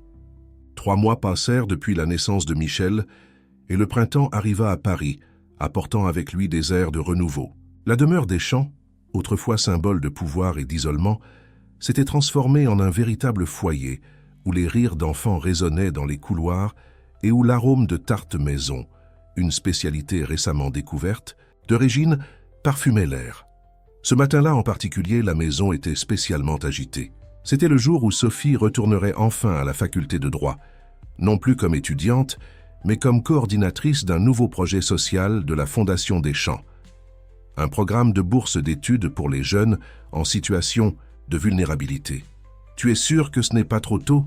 demanda Henri pour la 3e fois, l'observant allaiter Michel une dernière fois avant de partir. « Michel est encore si petit. » Sophie sourit, ajustant le bébé dans ses bras. « Il ira bien, » répondit-elle avec douceur. « Ta mère et Régine sont parfaitement capables de s'occuper de lui pendant quelques heures. » De plus, elle fit une pause significative. Certaines histoires doivent être réécrites. Henri comprit immédiatement la référence. La nouvelle phase de la Fondation Deschamps, axée sur l'éducation et le développement social, était une façon d'honorer l'héritage original de la famille tout en corrigeant les dérives du passé. Et Sophie, avec sa propre histoire de résilience, était la personne parfaite pour diriger cette transformation. « Papa !» La voix de Béatrice interrompit ses pensées. Elle entra dans la chambre portant son cartable. « Je peux venir visiter ? Sophie à la faculté après l'école. Je veux voir où tu vas travailler. »« Bien sûr que tu peux, princesse, » répondit Sophie, passant Michel dans les bras d'Henri. « En fait, j'ai une surprise pour toi là-bas. » Les yeux de la fillette brillèrent d'anticipation. Ces derniers mois, elle s'était épanouie d'une manière extraordinaire, comme si la présence d'amour et de stabilité dans sa vie avait libéré tout son potentiel. Hélène apparut à la porte, élégamment vêtue comme toujours. « La voiture est prête, » annonça-t-elle. « Et ne t'inquiète pas, Henri. Michel aura suffisamment d'histoires pour 3 bébés. » Régine surgit juste derrière, portant un sac isotherme.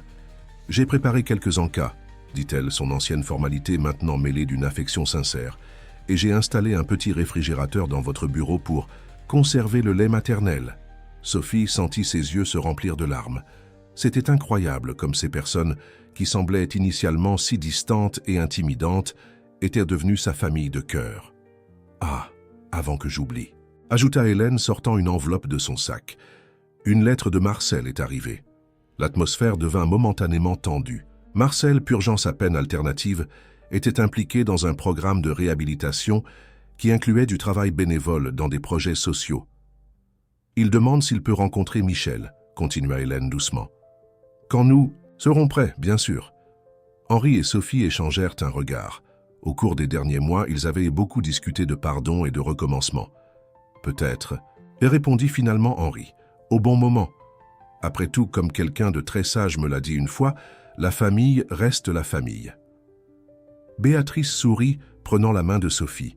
« Et maintenant, notre famille est complète, n'est-ce pas ?»« Certes, plus que complète, » répondit Sophie, embrassant le front de la fillette. « Elle est parfaite exactement comme elle est. » Sur le chemin de la faculté, Sophie observa la ville s'éveiller à travers la fenêtre de la voiture. Paris, avec son rythme frénétique et ses contrastes, semblait différente maintenant. Non plus un lieu de rêve interrompu, mais de possibilités infinies. « Tu sais, » dit Hélène qui avait insisté pour l'accompagner en ce premier jour, « quand tu es arrivé ce matin pluvieux, n'apportant qu'une valise et beaucoup de secrets, l'univers conspirait en notre faveur. » Sophie sourit, se souvenant de ce jour qui semblait s'être déroulé dans une autre vie. « Parfois, les plus grands cadeaux viennent déguisés en défis, » répondit-elle, touchant instinctivement le pendentif qu'Henri lui avait offert. Une petite demi-lune en or, symbole de la marque qui unissait sa nouvelle famille. La voiture s'arrêta devant la faculté de droit. À travers les grilles, Sophie pouvait voir des étudiants arriver, portant des rêves et des ambitions semblables à ceux qu'elle-même avait quelques années auparavant. Maintenant, elle était de retour non seulement pour réaliser son propre rêve, mais pour aider d'autres à réaliser les leurs. « Prête ?» demanda Hélène, serrant affectueusement sa main. Sophie respira profondément, sentant le poids du moment. Dans son bureau à la faculté, une nouvelle plaque l'attendait. Sophie Deschamps, coordinatrice du programme d'inclusion sociale. C'était plus qu'un titre, c'était la preuve que parfois, le destin choisit des chemins inattendus pour nous mener exactement où nous devons être. « Prête », répondit-elle, ouvrant la porte de la voiture. Après tout, toute grande histoire commence par un premier pas. L'auditorium de la Fondation Deschamps était comble ce samedi matin. 6 mois s'étaient écoulés depuis les grands changements dans l'institution et le moment était venu de présenter officiellement le nouveau programme de bourse d'études. Sophie, élégante dans son tailleur bleu, ajustait le microphone tout en observant les familles qui remplissaient les sièges, parents pleins d'espoir, jeunes aux yeux brillants d'attente, tous là pour une chance de transformation. Au premier rang, Henri tenait Michel, maintenant âgé de 9 mois, qui jouait joyeusement avec la cravate de son père. À ses côtés, Béatrice chuchotait quelque chose à l'oreille d'Hélène, qui souriait avec cette lueur spéciale de grand-mère, fière. Régine, impeccable comme toujours, supervisait les derniers détails du buffet qui serait servi après la cérémonie. « Bonjour à tous », commença Sophie, sa voix ferme remplissant la salle. « Il y a exactement 1 an, j'étais de l'autre côté, interviewé pour un poste de nounou dans cette même institution. Aujourd'hui, je suis ici pour parler de seconde chance et de nouveau départ. Pendant qu'elle discourait, une silhouette discrète entra par l'arrière de l'auditorium, essayant de ne pas attirer l'attention. Marcel Deschamps, plus mince et avec les cheveux légèrement grisonnants, choisit une place au dernier rang. Son visage portait les marques du repentir et de l'humilité apprises ces derniers mois. Je vais continuer à respecter la structure et le ton de l'histoire originale, tout en m'assurant que la traduction soit fluide et naturelle en français. Je veillerai également à maintenir la cohérence avec les parties déjà traduites, notamment en ce qui concerne les noms des personnages et des lieux. Henri se tendit un moment, mais se détendit bientôt en voyant l'expression sincèrement émue de son frère tandis qu'il observait Sophie parler de transformation et de rédemption. Le programme Nouveaux Horizons ne concerne pas seulement l'éducation, continuait Sophie, sa voix chargée d'émotion. Il s'agit de croire que chacun mérite une chance de recommencer, de réécrire son histoire. Et cela inclut, non seulement nos boursiers, mais aussi ceux qui ont perdu leur chemin et sont disposés à le retrouver. Ses yeux rencontrèrent ceux de Marcel pendant un bref instant. Il n'y avait pas d'accusation dans son regard, seulement de la compréhension. L'ancien dirigeant baissa la tête, une larme solitaire coulant sur son visage. Michel choisit ce moment pour laisser échapper l'un de ses rires contagieux, faisant se tourner plusieurs visages dans sa direction. La marque de naissance sur sa nuque, identique à celle de son père et de son oncle, brillait sous la lumière de l'auditorium, un rappel silencieux des liens qui unissaient cette famille, même dans les moments les plus difficiles. Béatrice, qui avait préparé une surprise spéciale pour l'événement, se leva et marcha jusqu'à l'estrade. Avec l'assurance de quelqu'un qui avait grandi bien au-delà de son âge, elle prit le microphone des mains de Sophie. « Quand j'étais plus petite, commença-t-elle, sa voix douce résonnant dans l'auditorium, je pensais que les histoires de princesses finissaient toujours de la même façon. Mais j'ai appris que les meilleures histoires sont celles qui nous surprennent, qui nous enseignent que la famille n'est pas seulement ceux qui naissent avec nous, mais ceux qui choisissent de rester à nos côtés. » Régine essuya discrètement une larme, se rappelant toutes les fois où elle avait été témoin silencieux de la souffrance de cette famille, portant le poids de secrets qui maintenant, enfin, pouvaient être laissés derrière. Hélène se leva de son siège et, à la surprise de tous, marcha jusqu'au fond de l'auditorium. Sans dire un mot, elle s'assit à côté de Marcel. Son fils cadet, le garçon qui s'était perdu sur le chemin entre ambition et amour, se permit d'être étreint par sa mère pour la première fois depuis des années. Sur l'estrade, Sophie continuait de présenter les détails du programme, mais ses yeux cherchaient constamment sa famille. Henri, qui maintenant souriait plus qu'il ne fronçait les sourcils. Michel, qui représentait tout l'amour qu'elle n'avait jamais imaginé trouver. Béatrice, qui lui avait appris que parfois, nous avons besoin des bonnes histoires pour guérir nos cœurs. Et pour terminer, dit-elle, sa voix émue, j'aimerais vous présenter notre première promotion de boursiers. 20 jeunes qui, comme moi autrefois, avaient simplement besoin d'une opportunité pour briller. Un à un, les sélectionnés montèrent sur scène, chacun portant sa propre histoire de résilience. Parmi eux, il y avait une jeune femme enceinte, ses yeux brillants de la même détermination que Sophie avait lorsqu'elle était arrivée à la demeure Deschamps ce matin pluvieux. Le cercle se refermait. Une nouvelle génération de rêves commençait à se former, nourrie par l'amour qui avait transformé une famille traditionnelle en un exemple de recommencement et de rédemption. Après la cérémonie, la famille se réunit dans l'ancien bureau d'Henri, maintenant transformé en un espace plus accueillant, avec des photographies au mur et des dessins de Béatrice fièrement encadrés. Le soleil de l'après-midi entrait par les fenêtres, créant une atmosphère dorée qui semblait bénir ce moment spécial. « Me ferais-tu l'honneur » demanda timidement Marcel, tendant les bras vers Michel, qui observait son oncle avec curiosité depuis les bras d'Henri. Il y eut un moment d'hésitation, chargé du poids de souvenirs douloureux et de confiance trahie. Mais alors Henri regarda Sophie, qui acquiesça doucement, et il remit son fils dans les bras de son frère. Michel agrippa immédiatement la cravate de Marcel, comme il le faisait avec tous les adultes, arrachant des sourires aux personnes présentes. La marque de naissance sur sa nuque, exposée lorsqu'il se pencha pour explorer ce nouveau giron, semblait te briller comme un sceau d'appartenance. « Il a les yeux de maman », murmura Marcel, sa voix étranglée. les mêmes qu'Henri et moi avons hérités. Hélène s'approcha, posant une main sur l'épaule de chaque fils. « Et le même cœur obstiné », ajouta-t-elle avec un sourire. Sauf que maintenant, ce cœur est à la bonne place. Béatrice, qui avait passé les dernières minutes à fouiller dans une vieille boîte, laissa échapper une exclamation de surprise. « Regarde ce que j'ai trouvé !» dit-elle, brandissant une photographie jaunie. C'était une image d'Henri et Marcel enfants, enlacés et souriants, avec Hélène en arrière-plan. « Je me souviens de ce jour, » dit Régine, qui servait le café à tout le monde. C'était pour le 7e anniversaire de Monsieur Marcel. Vous aviez construit une cabane dans l'arbre ensemble. Et vous nous avez aidés à cacher les outils de papa, compléta Henri, un sourire nostalgique sur ses lèvres. Certaines choses ne changent jamais, n'est-ce pas, Régine? Vous qui prenez toujours soin de nous tous. La gouvernante rougit légèrement, son expression austère s'adoucissant au souvenir. La famille est la famille, répondit-elle simplement, répétant les mots qui étaient devenus un mantra pour eux tous. Sophie observait la scène, le cœur débordant. Si quelqu'un lui avait dit 1 an auparavant que cette demeure froide se transformerait en un foyer si plein d'amour et de pardon, elle n'y aurait probablement pas cru. « Tu sais, » dit-elle, prenant Michel des bras de Marcel quand le bébé commença à s'agiter, « parfois je pense que ce n'était pas une coïncidence si je suis arrivé ici ce matin pluvieux. Certaines histoires sont écrites bien avant qu'elles ne commencent. » « Comme dans les histoires que tu me racontais ?»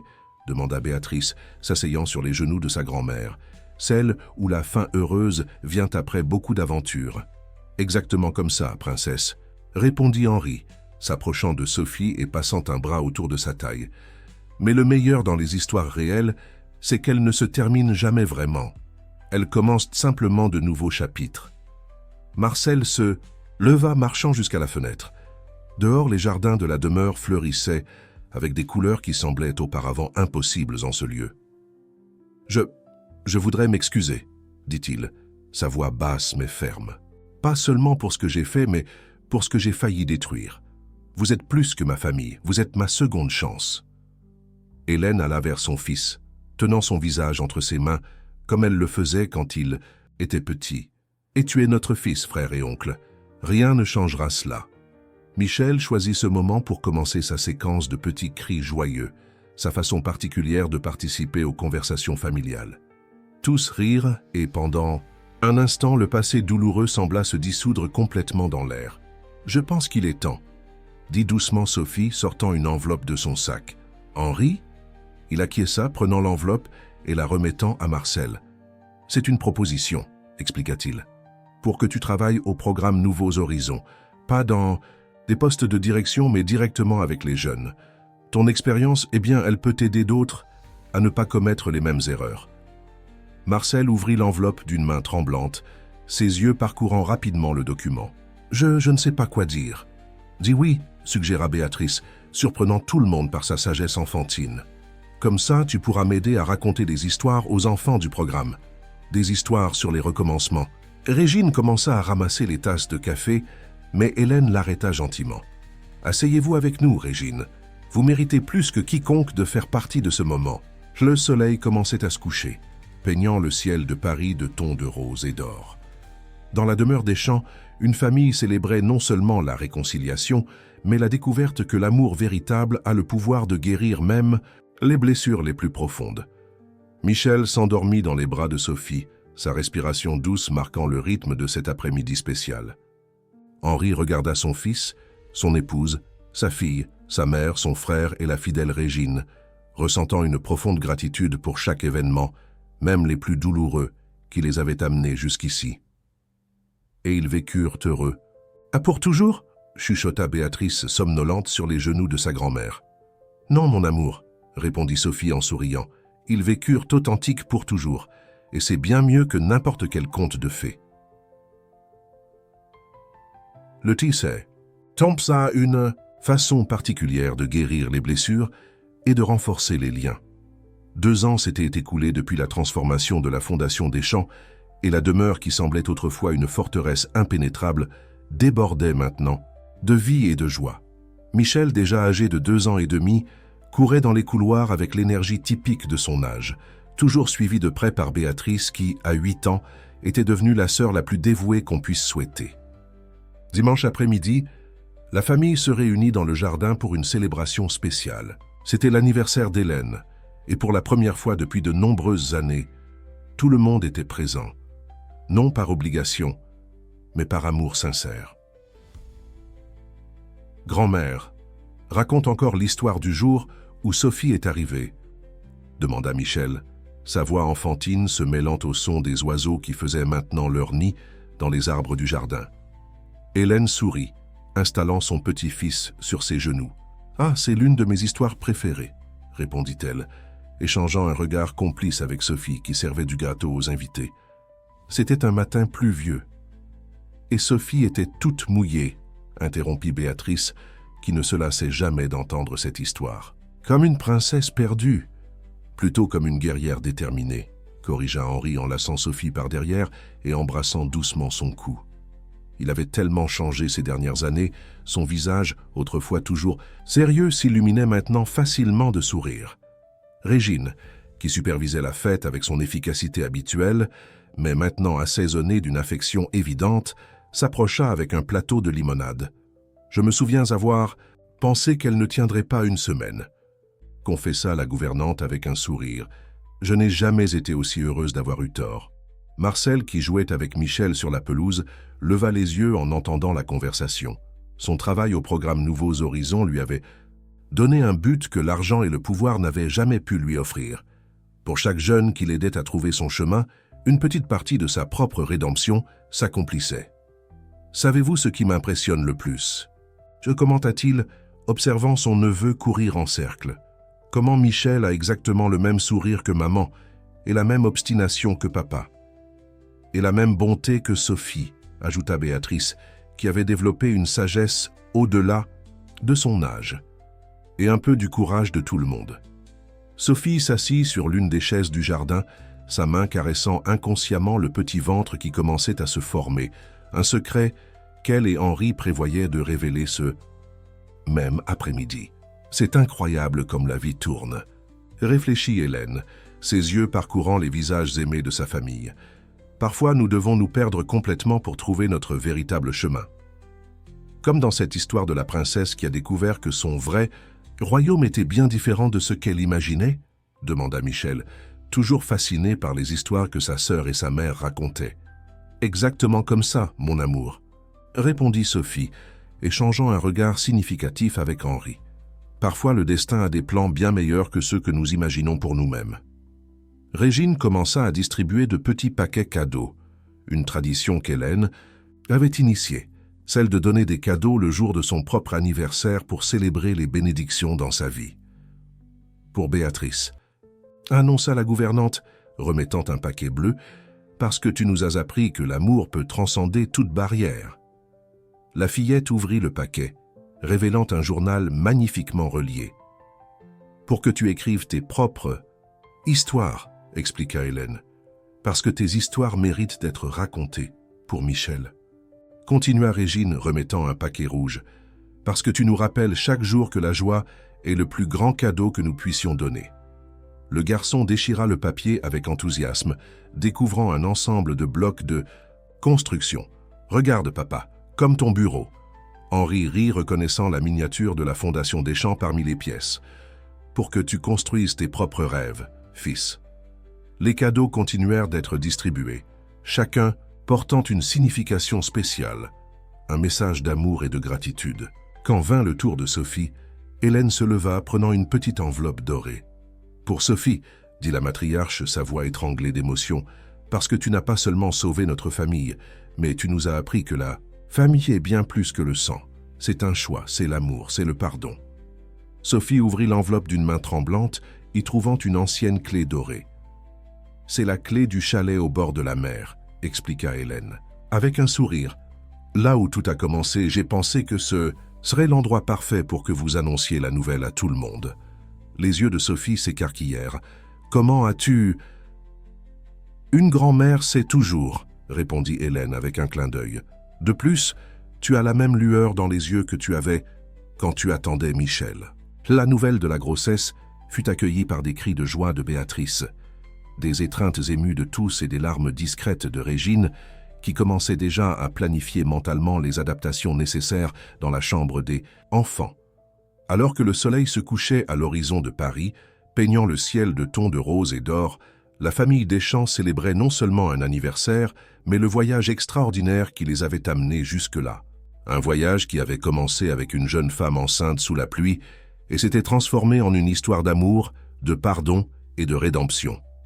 Le chalet au bord de la mer, témoin silencieux du début de cette histoire, servait maintenant de cadre à son plus récent chapitre. C'était un vendredi après-midi et la famille s'était réunie pour un week-end spécial. Le son des vagues offrait une bande sonore parfaite pour le moment, se mêlant au rire des enfants qui jouèrent sur le sable. Sophie, maintenant enceinte de 6 mois, observait la scène depuis la véranda. Michel et Béatrice construisaient des châteaux de sable sous la supervision attentive de Régine, qui avait insisté pour les accompagner. Quelqu'un doit s'assurer que ses enfants ne ramènent pas la moitié de la plage dans la maison.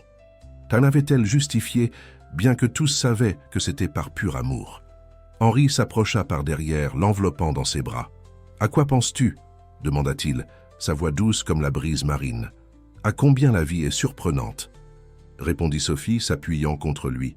« Il y a 3 ans, j'étais perdue, effrayée, sans savoir que cet endroit changerait ma vie pour toujours. » Hélène, qui lisait un livre dans le hamac proche, sourit en entendant la conversation. « Ce n'est pas cet endroit qui a changé ta vie, ma chérie, » dit-elle, marquant soigneusement la page. « C'est ton cœur courageux qui a changé les nôtres. » Marcel, qui revenait d'une promenade sur la plage, les rejoignit sur la véranda. Son visage, autrefois marqué par l'amertume, affichait maintenant la sérénité de quelqu'un qui avait enfin trouvé sa place dans le monde. Le programme Nouveaux Horizons s'était étendu sous sa coordination, aidant des centaines de jeunes à transformer leur vie. « Savez-vous ce que l'un de mes élèves m'a dit aujourd'hui » commenta-t-il, s'asseyant sur les marches de la véranda. « Que parfois nous devons tout perdre pour découvrir ce qui compte vraiment. » « La sagesse n'a pas d'âge, » répondit Hélène, observant ses petits-enfants jouer. « Tout comme l'amour n'a pas de limite. » Béatrice, qui avait laissé Michel aux soins de Régine, monta en courant les marches de la véranda. « Maman » appela-t-elle, le mot qui auparavant semblait impossible coulait maintenant naturellement de ses lèvres. « Tu promets de raconter au bébé toutes nos histoires, depuis le début ?» Sophie attira la fillette dans une étreinte, sentant le bébé bouger dans son ventre, comme s'il répondait à la voix de sa sœur. « Bien sûr, mon amour, chaque histoire, chaque moment, chaque leçon que nous avons apprise ensemble. Et n'oublie pas de lui parler de la marque de la lune, » ajouta Michel, qui avait échappé à la vigilance de Régine et rejoignait maintenant la famille sur la véranda, ses cheveux pleins de sable. Tous rirent. La marque de naissance en forme de demi-lune, que portaient tant Michel que le bébé à venir, était devenue un symbole spécial pour la famille, un rappel visible des liens qui les unissaient. « Je pense qu'il est temps, » dit doucement Henri, sortant une enveloppe de la poche de sa chemise, de rendre officiel ce que nos cœurs savent déjà depuis longtemps. Béatrice prit l'enveloppe avec soin, l'ouvrant sous les regards attentifs de tous. À l'intérieur, il y avait des documents d'adoption. Henri et Sophie demandant officiellement à adopter la fillette qui était déjà, dans tous les sens qui importaient, leur fille. « Même avec le bébé qui arrive ?» demanda Béatrice, ses yeux brillants d'émotion. « Surtout avec le bébé qui arrive », répondit Sophie, essuyant une larme, « parce que la famille ne concerne pas qui est venu en premier ou après. Il s'agit d'amour, simplement d'amour. » Régine, qui observait la scène discrètement, ne put contenir un sanglot ému. Hélène l'étreignit, l'amenant plus près du groupe. « Vous aussi, vous faites partie de cette famille, Régine. Vous l'avez toujours été. » Le soleil commençait à se coucher à l'horizon, peignant le ciel de couleurs qui semblaient célébrer ce moment. Les vagues continuaient leur danse éternelle avec la plage, témoignant d'un autre chapitre de cette histoire qui avait commencé avec une jeune femme enceinte par un matin pluvieux et s'était transformée en une saga d'amour, de pardon et de rédemption. « Et ainsi, » dit Béatrice, sa voix prenant le ton de conteuse qu'elle avait appris de Sophie, « notre famille a découvert que le vrai trésor n'était pas dans les coffres d'une banque ou dans les couloirs d'une entreprise. Il était dans les sourires partagés, dans les histoires racontées avant de dormir, dans les étreintes qui guérissent toutes les douleurs. Et ils vécurent heureux pour toujours ?» demanda Michel, se blottissant sur les genoux de sa grand-mère. « Non, mon amour, » répondit Hélène, caressant les cheveux de son petit-fils. Ils vécurent authentiques pour toujours, aimant, se trompant, pardonnant, recommençant. Parce que c'est ainsi que les meilleures histoires s'écrivent, avec le cœur. Le bébé dans le ventre de Sophie bougea une fois de plus, comme s'il voulait participer à ce moment. Bientôt, une autre vie se joindrait à cette famille qui avait appris de la plus belle façon que les liens les plus forts ne sont pas ceux qui naissent du sang, mais ceux qui sont construits avec amour, jour après jour. Et ainsi, sous le ciel, étoilé d'une nuit d'été, la famille Deschamps célébrait non pas une fin, mais un éternel recommencement.